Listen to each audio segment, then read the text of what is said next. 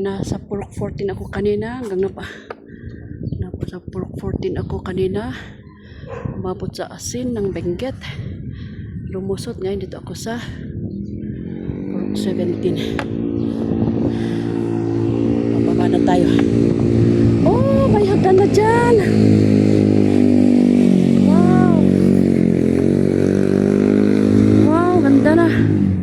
Dati walang hagdan dyan. Lakas ng tubig na bumababa dyan. Ngayon, ang ganda-ganda na. Kudos sa kung kanino man ang project na yan. Kasi ang lakas ng tubig dito tag-ulan. Eto, tignan nyo, pababa. Ang pakit ng Matarik. Oh, lakas ng tubig dito. Papunta lahat doon sa source ng tubig. Pero hindi naman mismo sa loob ng kuweba. Diba?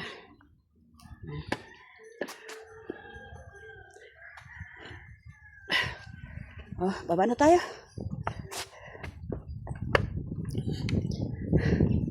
Dahan-dahan sa pagbaba kasi sobrang masakit ng tuhod.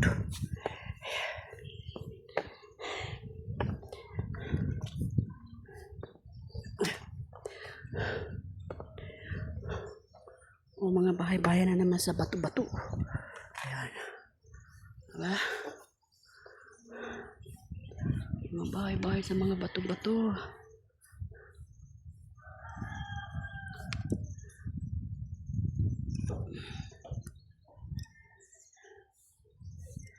Ayan.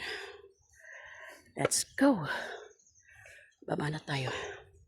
Post ko muna. Support ng tubig. Kapag tag-ulan kasi, pupunta lahat sa kalsada. Delikado. Dito sabi ko yung kwan. Minsan dito pinapaanod ngayon. Meron nga napaanod na dito na kwan. Hindi lang isang beses, dalawang beses. Na yung isa, newborn, tama pa. Ay, naging viral yan dito sa Baguio yan. Nung hindi kaasa. Ayan.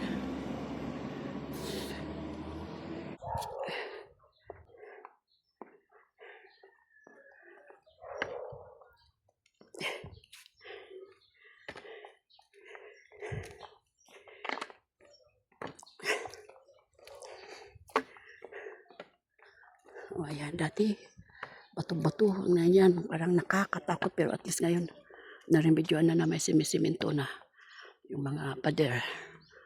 Puro yung mga yan at puro taga Pangasinan. Nandito yan ang pamilya.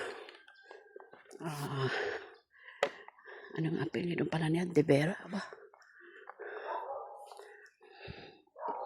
Diyan galing ako kanina, doon umikot lang. Sakit. Huwag kang magreklamo. Ginusto mo yan.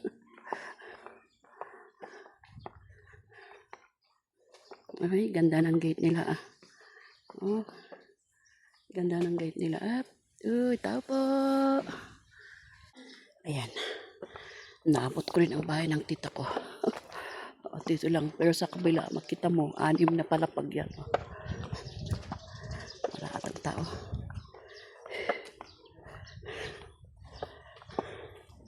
Sana all ang mga malalaking bahay. Tulad nito malalaking bahay. Parang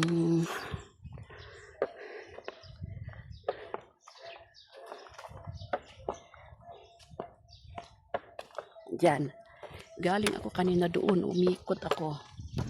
Diba? Galing ako kanina dyan.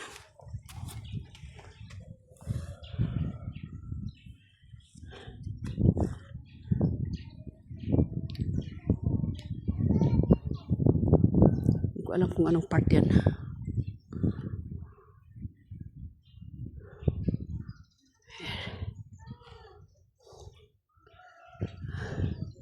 Inikot ko balik.